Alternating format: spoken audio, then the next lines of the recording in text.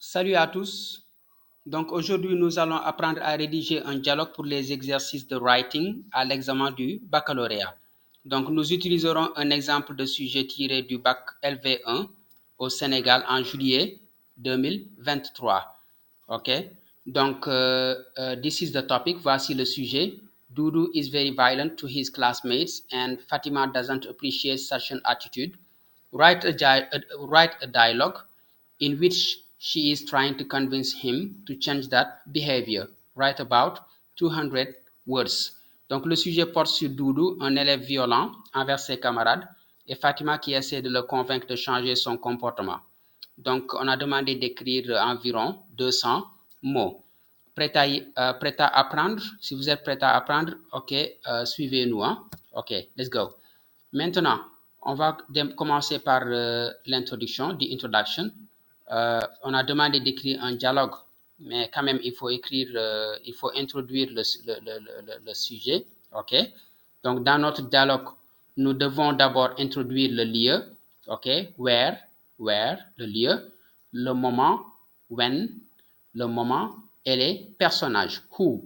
OK? Les personnages principaux. Donc, regardons l'exemple donné dans le sujet et complétons les éléments manquants. Ici, nous avons place. Place, c'est l'endroit. OK? Donc, la situation se trouve à l'école, at school, ou bien dans la cour de récréation, in the playground. The moment, le temps, c'est quand. OK? The time. Après les cours, sûrement. After classes. And characters, les personnages, c'est Doudou et Fatima. OK? Donc, voyons un exemple d'introduction du dialogue. On va utiliser ces mêmes éléments pour rédiger notre exemple d'introduction. Place, donc on va introduire the place, OK, l'endroit. In the school playground, donc c'est ce que nous avons choisi. In the school playground. Time, after school, après les cours. Donc, c'est Fatima qui parle en premier. Fatima approaches Doudou. Fatima s'approche de Doudou et elle dit Hi Doudou, can I talk to you for a moment? Ok, salut Doudou, est-ce que je peux te parler un moment?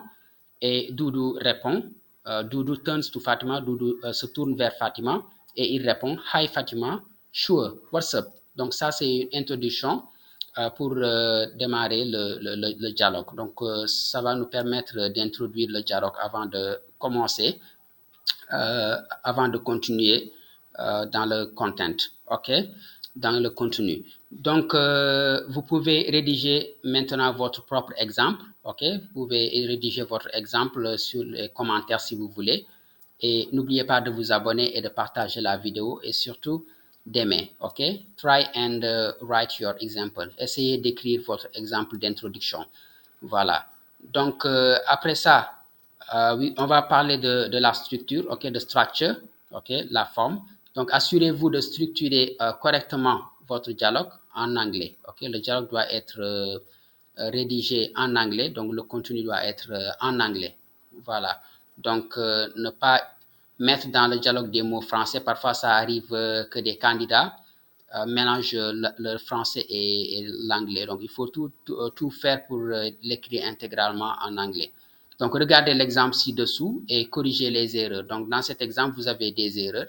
Donc, ça, c'est un dialogue qui est rédigé, un dialogue entre Fatima et Doudou.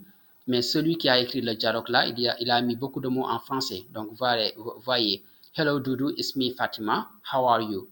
Oh, Fatima, it's great to hear from you. Dit Doudou avec enthousiasme. Donc, au lieu de dire dit Doudou avec enthousiasme, là, il faut traduire ça en anglais. Okay, you should not write this in French.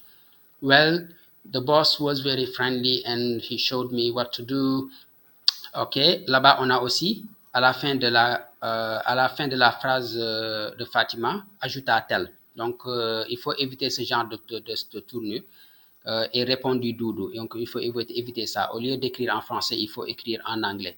Donc, vous pouvez prendre cet exemple et vous corriger les erreurs. Hein? Corriger les erreurs. You can vous pouvez envoyer vos corrections sur les commentaires. Et si vous avez des questions, vous pouvez aussi laisser vos questions. Nous allons répondre aux questions. OK? All right. Vous avez également notre numéro de téléphone et notre email. Now, let's go to a place extract, a play extract. OK? Donc, au lieu d'écrire un dialogue, OK, au lieu d'écrire un dialogue seulement, écrire un dialogue entre deux personnes, vous pouvez présenter votre écriture sous forme d'extrait de pièces de théâtre. OK? Donc, ça va rendre votre dialogue plus vivante et plus attirant à lire. Hein.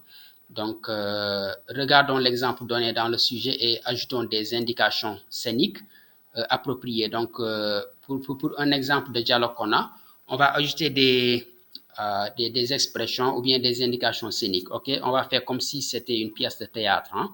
Donc là, Fatima, Doudou, I think we need to talk about your behavior towards your classmates. Donc, comme vous voyez, behavior, parfois, on l'a écrit ici de deux façons. Il y a une partie où on a V-I-O-U-R, donc en anglais britannique, on l'écrit comme ça, et V-I-O-R, c'est la version américaine. OK? Donc là, quand Fatima parle, on a mis entre parenthèses une serious tone, donc pour montrer une image, OK? Pour montrer la façon dont Fatima a réagi. Donc, quand elle a parlé à Doudou, Doudou a répondu, I don't see why, OK? Je ne vois pas pourquoi on devrait parler. I'm not doing anything wrong, OK? Je fais rien de mal. Et Fatima donne ton sérieux, donc là, on montre une image, OK? C'est comme une pièce de théâtre. Maintenant, elle rétorque, Doudou, violence is never the answer, OK? La violence n'est jamais une réponse, une bonne réponse, OK? You hurt other people and that can't go on. Tu fais mal aux autres et ça ne doit pas prospérer, ça ne doit pas continuer. Et Doudou, lowering his eyes. Là aussi, c'est une indication scénique. Lowering his eyes, c'est-à-dire Doudou a baissé ses yeux. Donc ça, c'est important, OK? Ça rend votre dialogue vivant et vraiment plaisant à corriger. Donc, vous pouvez également répondre aux questions suivantes, OK, par rapport au dialogue. Quel est le temps utilisé pour décrire les mouvements? Donc, essayez de découvrir le temps qui a été utilisé. Quels mots peuvent être ajoutés pour indiquer comment une chose est dite? OK. Et question 3, qu'est-ce qui différencie la personne qui parle de ce qu'elle dit? OK. Essayez de répondre à ces questions. Si vous avez trouvé la réponse, ou bien si vous n'avez pas trouvé la réponse, vous pouvez nous envoyer un commentaire et nous allons vous envoyer les réponses. OK? Yeah. Now, making a dialogue sound authentic. OK? Pour rendre votre dialogue authentique. Donc, il est important aussi d'utiliser d'utiliser des techniques comme les question tags. Donc, c'est vrai que c'est une leçon qu'on apprend à l'école, mais on peut l'utiliser également dans les dialogues. OK? Donc, c'est ça l'importance de la grammaire anglaise. On apprend la grammaire anglaise pour pouvoir l'utiliser dans des contextes bien précis. OK?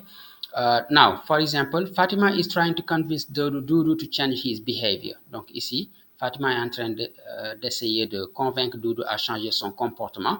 Donc là, pour utiliser les question tags, pour rendre notre dialogue plus réel, là, on va identifier le sujet et l'auxiliaire ou le modal. Donc ici, on a un auxiliaire, is, et le sujet, c'est Fatima. Fatima, on peut le remplacer par she. Donc, après, vous inversez le sujet et l'auxiliaire et vous les rendez négatifs. Donc, par exemple, Fatima is trying to convince Doudou to change his behavior. Pour avoir le question tag, c'est la traduction de n'est-ce pas. Donc là, on aura isn't she. OK? Donc, veuillez revoir vos leçons sur le question tag ou bien on y reviendra, Inch'Allah.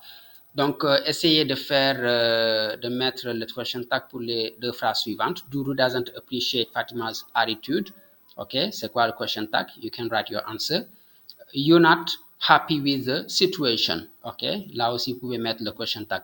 Donc, mettez les question tags dans votre dialogue pour les rendre réalistes. Et également, on a parlé de rédiger les dialogues comme si c'était une pièce de théâtre. OK? Pour les rendre attractifs.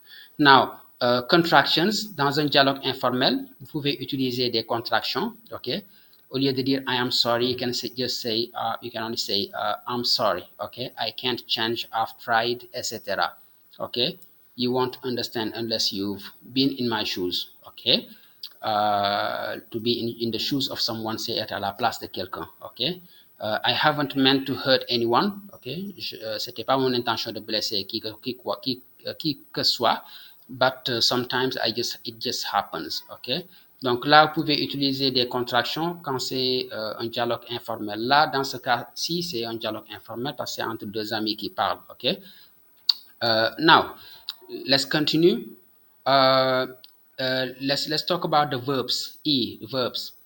Donc, utilisez une variété de verbes pour décrire comment ils parlent. OK? Ajoutons, on a ici l'exemple de dialogue, on a ajouté des verbes appropriés aux phrases suivantes. OK? Il faut utiliser une variété de verbes, ne pas utiliser les mêmes verbes, utiliser des verbes qui sont, voilà, qui reflètent réellement le dialogue et la discussion entre les deux personnes pour que ça soit plus cohérent. OK? Fatima, why are you being so violent today towards your classmates? OK? Pourquoi tu es devenu très violent envers tes camarades de classe? Donc, being, ici on a utilisé le verbe being, qui a le sens de quelqu'un qui change de comportement. OK? Auparavant, il n'était pas comme ça. Donc, why are you being? Donc, pourquoi tu as changé de comportement? Donc là, ici, on sous-entend que la personne n'avait pas ce comportement. OK? Donc, on a utilisé beaucoup de verbes ici. I didn't mean to hurt. Hurt, c'est faire mal à quelqu'un. I get angry. OK, je me fâche. I can't control myself. Je ne peux pas me contrôler. I understand. Je comprends. OK? Express your emotions. Exprimer ses sentiments. Have you tried to talking to someone? OK, I didn't think, penser, I would make a difference, it would make a difference, OK, cela ferait une différence. It's important to communicate. Donc, tout ça, c'est des verbes qui sont différenciés. Donc, utilisez autant de verbes possibles pour pouvoir exprimer, faire ressortir les sentiments, les émotions, faire ressortir les idées. Voilà, faire comme ça, le dialogue sera vivant, quoi. Donc, voilà. Donc, utilisez autant de verbes variés que possible. Voilà. Maintenant, on n'a pas demandé de mettre n'importe quel verbe, donc des verbes qui ont du sens. OK. Now, let's talk about clues in the questions. OK. Clues, c'est des indices. OK. In the questions. Dans chaque question, il y a toujours un indice. OK. Donc, la question suggère certains types de structures à utiliser. Donc, dans l'exemple donné dans ce sujet, le mot convince apparaît. Convince, qui signifie convaincre. Donc, cela suggère que vous devez utiliser différentes façons de convaincre la personne. Donc là, il faut retourner voir vos leçons sur comment convaincre en anglais. Donc, l'exemple la plus courante, c'est l'utilisation de should. OK, il y a aussi d'autres formules, like why don't you, etc. Donc, ici, nous avons trois exemples pour convaincre. For example, you should consider the impact of your actions on others. OK, tu devrais considérer l'impact de tes actions sur les autres. OK, là, on a utilisé should pour donner un conseil ou bien, voilà, convaincre quelqu'un. Have you thought about, est-ce que tu as pensé à, have you thought about how your behavior affects the classroom environment? Donc, ça, c'est des formules pour convaincre la personne. It would be beneficial for everyone if you could, si tu pouvais, find alternative ways to deal with your anger, OK, pour gérer ta colère, OK. Donc, ça, c'est juste des exemples. Vous pouvez ajouter trois autres exemples pour essayer de convaincre la personne. Donc, ça, c'est une leçon sur how to write a dialogue, mais en même temps, c'est un exercice. Hein. Vous allez faire les activités et mettre vos réponses sur les commentaires si possible. Voilà. Donc, félicitations, vous avez appris à rédiger un dialogue lors des exercices de writing à l'examen du baccalauréat. En utilisant les exemples donnés et les conseils fournis, vous pourrez créer des dialogues authentiques et captivants. OK? Authentiques et captivants, c'est important. Donc, authentique en utilisant les tournures comme le tag questions, en utilisant les formules comme sur les pièces de théâtre, les genres de formules qu'on utilise et captivant, OK? Donc, n'oubliez pas d'utiliser des verbes variés, comme on l'a dit, des contractions informelles et des indices dans la question, OK, pour améliorer votre écriture. Donc, continuez à pratiquer et à vous familiariser avec ces techniques et vous serez prêt pour l'examen du baccalauréat. Bonne chance et à très bientôt. Don't forget to subscribe, OK? Abonnez-vous et partagez la vidéo. Merci de commenter. Bye.